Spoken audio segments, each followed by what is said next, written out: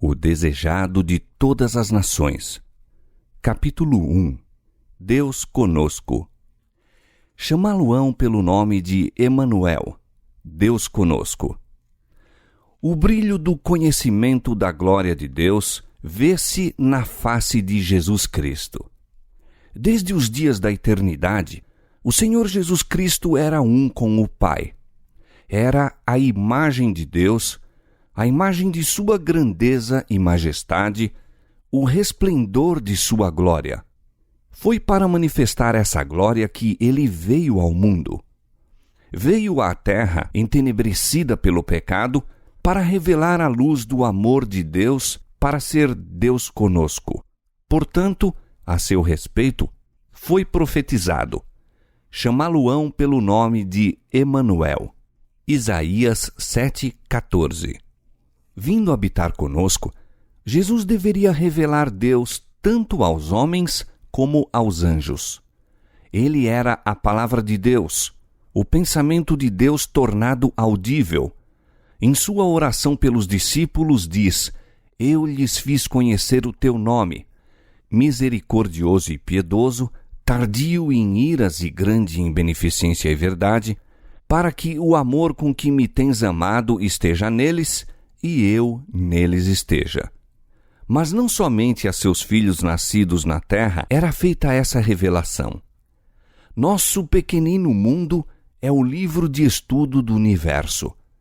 O maravilhoso desígnio da graça do Senhor, o mistério do amor que redime, é o tema para que os anjos desejam bem atentar e será seu estudo através dos séculos sem fim.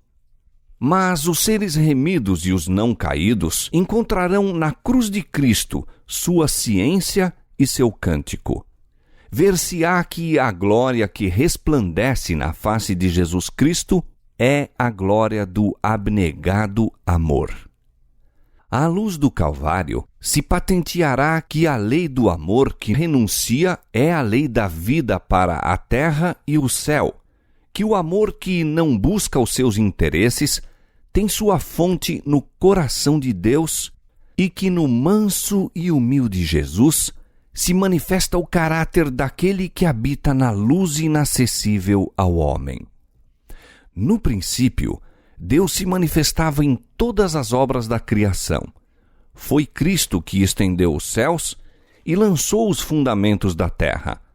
Foi sua mão que suspendeu os mundos no espaço e deu forma às flores do campo. Ele converteu o mar em terra firme. Seu é o mar e ele o fez. Foi ele quem encheu a terra de beleza e de cânticos o ar. E sobre todas as coisas da terra, no ar e no firmamento, escreveu a mensagem do amor do Pai. Salmos capítulo 65, verso 6, capítulo 95, verso 5.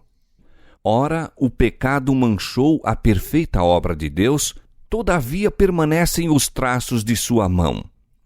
Mesmo agora todas as coisas criadas declaram a glória de sua excelência. Não há nada, a não ser o coração egoísta do homem, que viva para si. Nenhum pássaro que fende os ares, nenhum animal que se move sobre a terra, deixa de servir a qualquer outra vida. Folha alguma da floresta, nem humilde haste de erva é sem utilidade. Toda árvore, arbusto e folha exalam aquele elemento de vida sem o qual nenhum homem ou animal poderia existir, e animal e homem servem, por sua vez, à vida da folha, do arbusto e da árvore. As flores exalam sua fragrância e desdobram sua beleza em bênção ao mundo. O sol derrama sua luz para alegrar a 1000 mundos. O próprio oceano, a origem de todas as fontes, recebe as correntes de toda a terra, mas recebe para dar.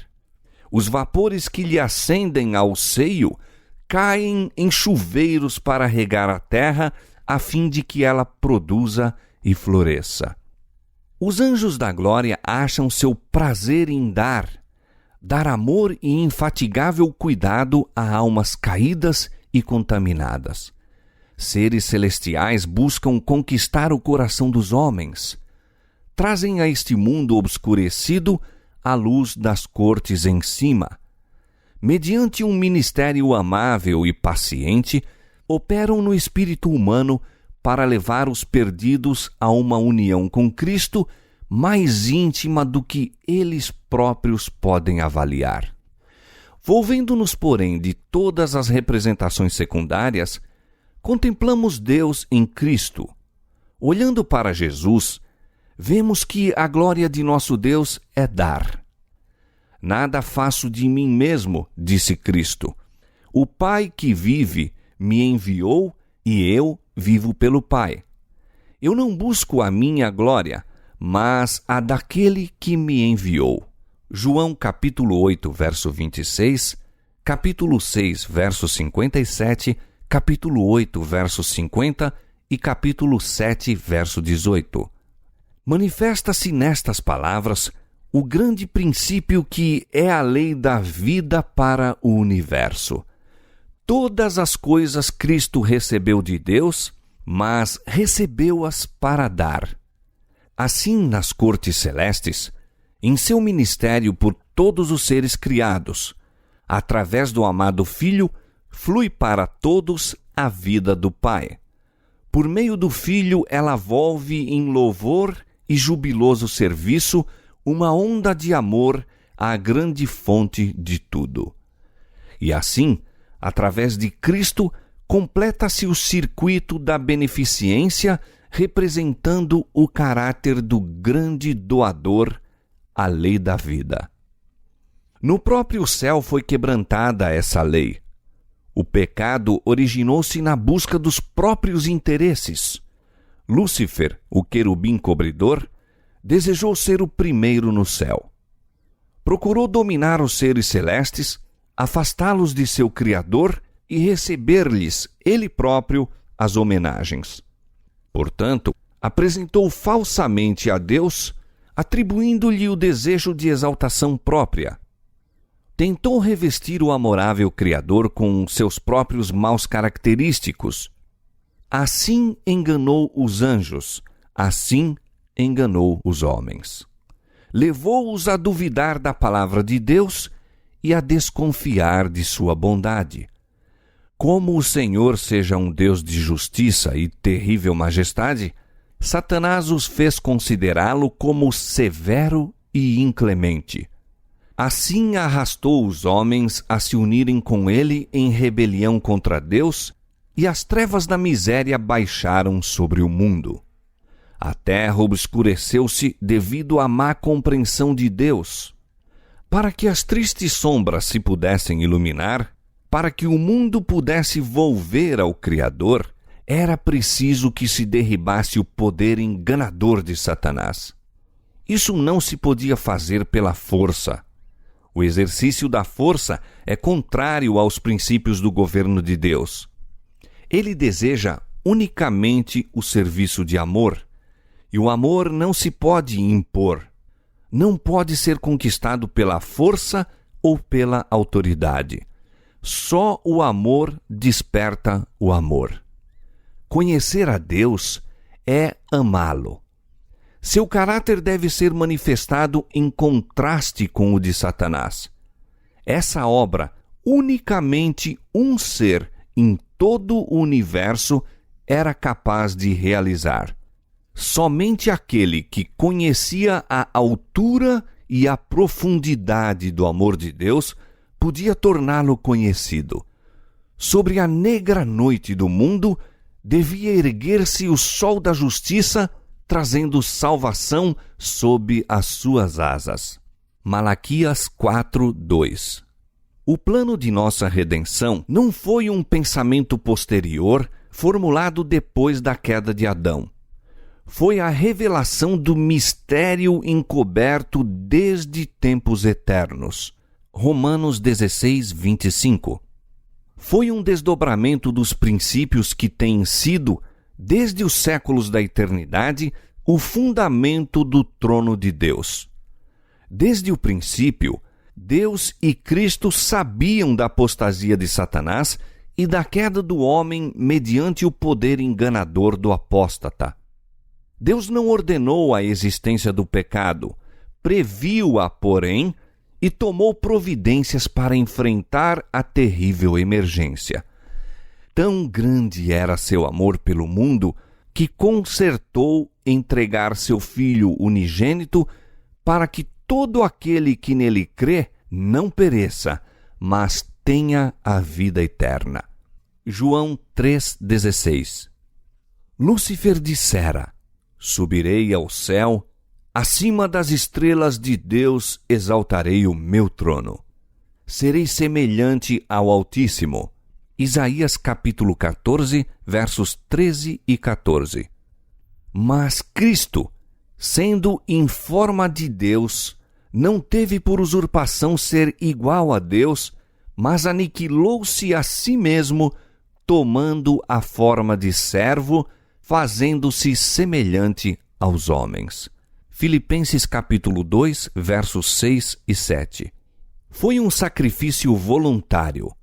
Jesus poderia haver permanecido ao lado de seu Pai, poderia haver retido a glória do céu e as homenagens dos anjos, mas preferiu entregar o cetro nas mãos de seu Pai e descer do trono do universo a fim de trazer luz aos entenebrecidos e vida aos que estavam prestes a perecer.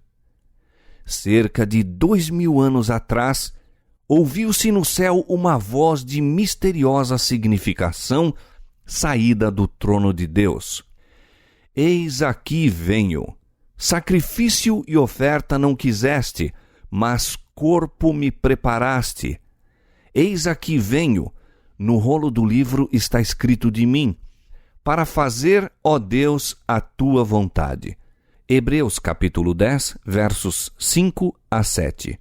Nestas palavras, anuncia-se o cumprimento do desígnio que estivera oculto desde tempos eternos. Cristo estava prestes a visitar nosso mundo e a encarnar. Diz ele: corpo me preparaste. Houvesse aparecido com a glória que possuía com o Pai antes que o mundo existisse, e não teríamos podido resistir à luz de sua presença. Para que a pudéssemos contemplar e não ser destruídos, a manifestação de sua glória foi velada. Sua divindade ocultou-se na humanidade, a glória invisível na visível forma humana. Esse grande desígnio havia sido representado em tipos e símbolos.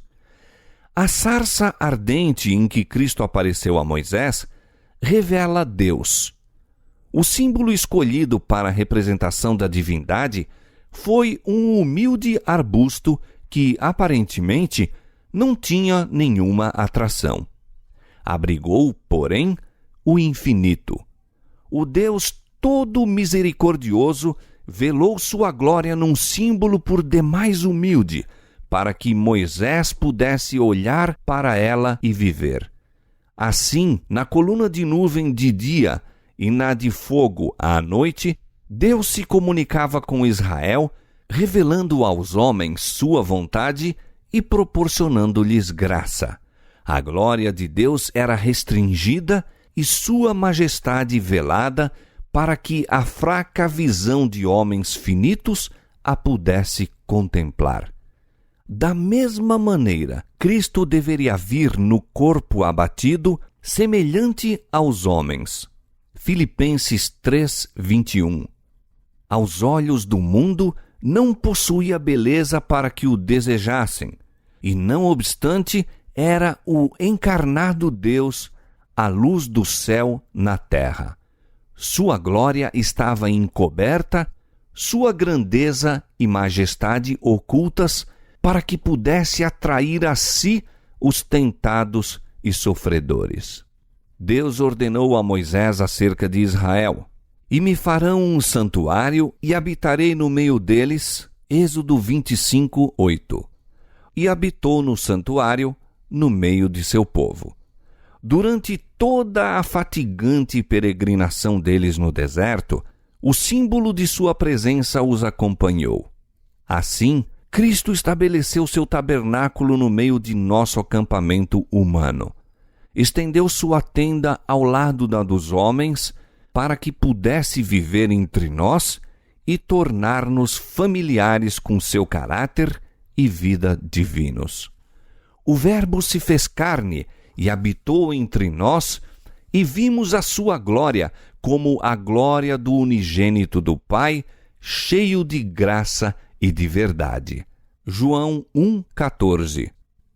Desde que Cristo veio habitar entre nós, sabemos que Deus está relacionado com as nossas provações e se compadece de nossas dores. Todo filho e filha de Adão pode compreender que nosso Criador é o amigo dos pecadores, pois em toda doutrina de graça, toda promessa de alegria, todo ato de amor, toda a atração divina apresentada na vida do Salvador na terra, vemos Deus conosco. Satanás apresenta a divina lei de amor como uma lei de egoísmo. Declara que nos é impossível obedecer-lhe aos preceitos. A queda de nossos primeiros pais, com toda a miséria resultante, ele atribui ao Criador, levando os homens a olharem a Deus como autor do pecado, do sofrimento e da morte. Jesus devia patentear esse engano. Como um de nós, cumpria-lhe dar exemplo de obediência. Para isso, tomou sobre si a nossa natureza e passou por nossas provas. Convinha que em tudo fosse semelhante aos irmãos. Se tivéssemos de sofrer qualquer coisa que Cristo não houvesse suportado, Satanás havia de apresentar o poder de Deus como nos sendo insuficiente. Portanto, Jesus, como nós, em tudo foi tentado.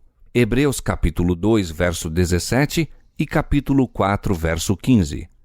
Sofreu toda a provação a que estamos sujeitos, e não exerceu em seu próprio proveito poder algum que nos não seja abundantemente facultado. Como homem, enfrentou a tentação e venceu-a no poder que lhe foi dado por Deus. Diz ele: deleito-me em fazer a tua vontade, ó Deus meu. Sim, a tua lei está dentro do meu coração. Salmo 40, verso 8. Enquanto andava fazendo o bem e curando a todos os aflitos do diabo, patenteava aos homens o caráter da lei de Deus e a natureza de seu serviço. Sua vida testifica ser possível obedecermos também à lei de Deus.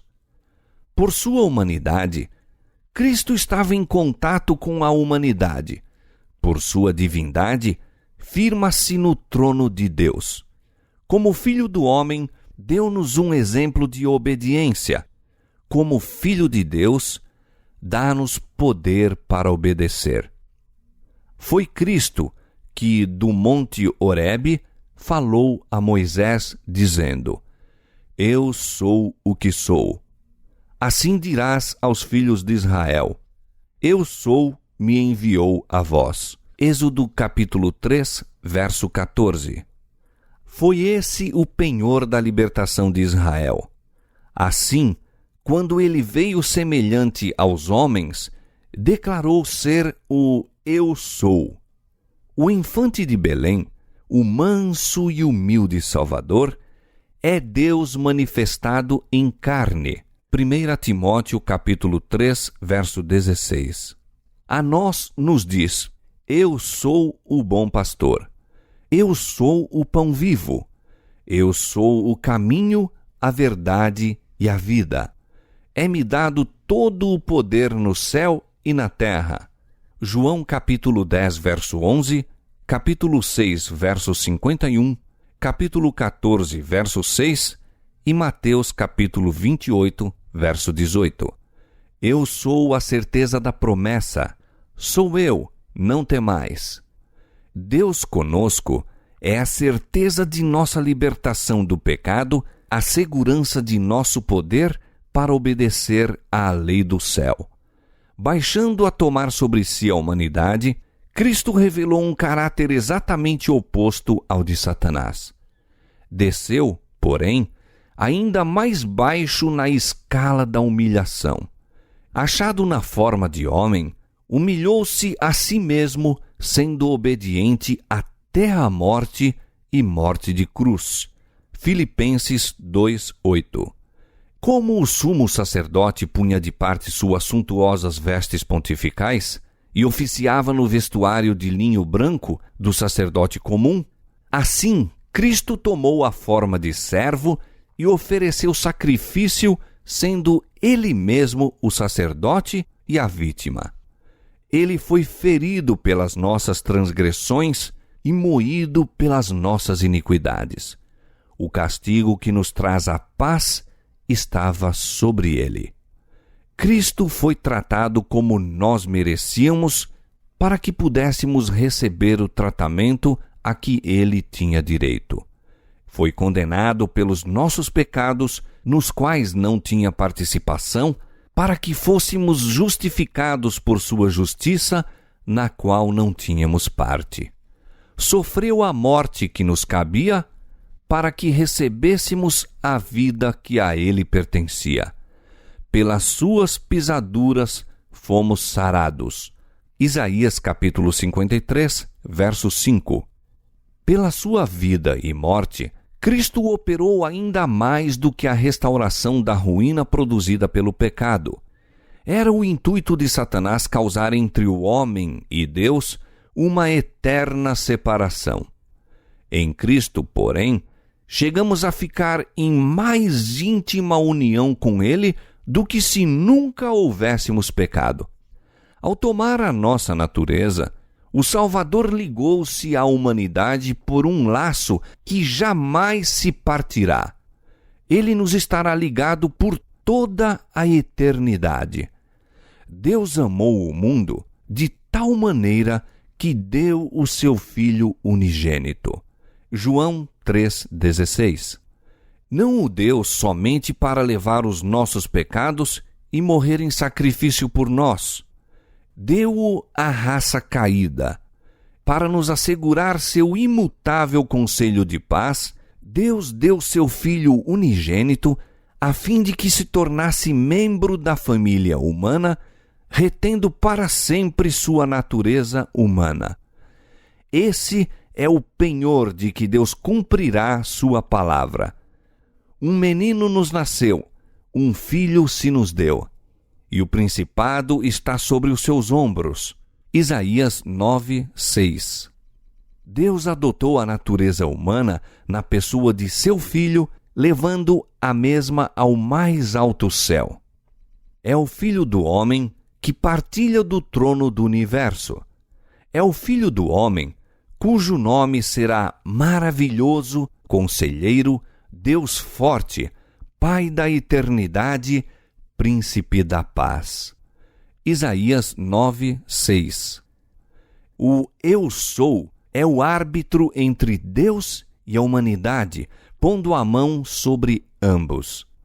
Aquele que é santo, inocente, imaculado, separado dos pecadores, não se envergonha de nos chamar irmãos. Hebreus capítulo 7, verso 26 e capítulo 2, verso 11. Em Cristo se acham ligadas a família da terra e a do céu. Cristo glorificado é nosso irmão. O céu se acha abrigado na humanidade e esta envolvida no seio do infinito amor. Diz Deus de seu povo: como as pedras de uma coroa, eles serão exaltados na sua terra, porque quão grande é a sua bondade, e quão grande é a sua formosura. Zacarias capítulo 9, versos 16 e 17. A exaltação dos remidos será um eterno testemunho da misericórdia de Deus.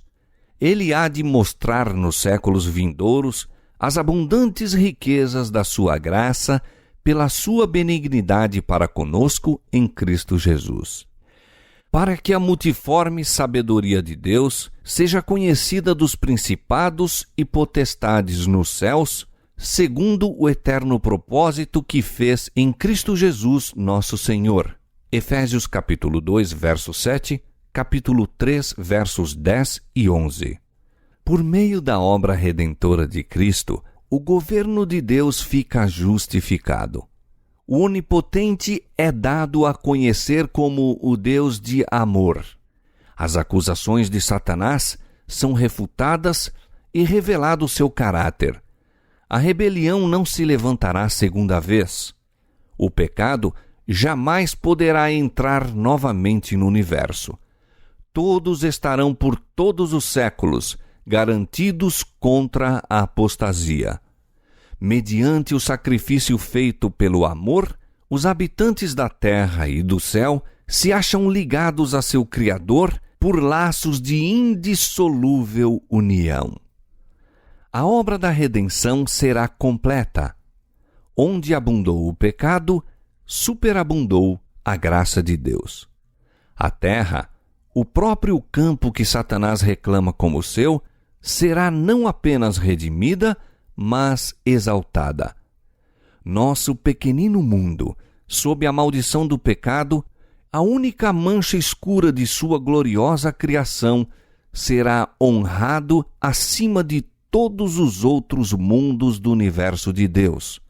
Aqui, onde o Filho de Deus habitou na humanidade, onde o Rei da Glória viveu e sofreu e morreu, aqui, quando ele houver feito novas todas as coisas, será o tabernáculo de Deus com os homens, com eles habitará, e eles serão o seu povo, e o mesmo Deus estará com eles e será o seu Deus.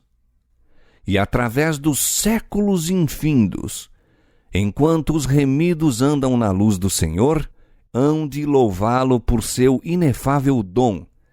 Emanuel, Deus conosco.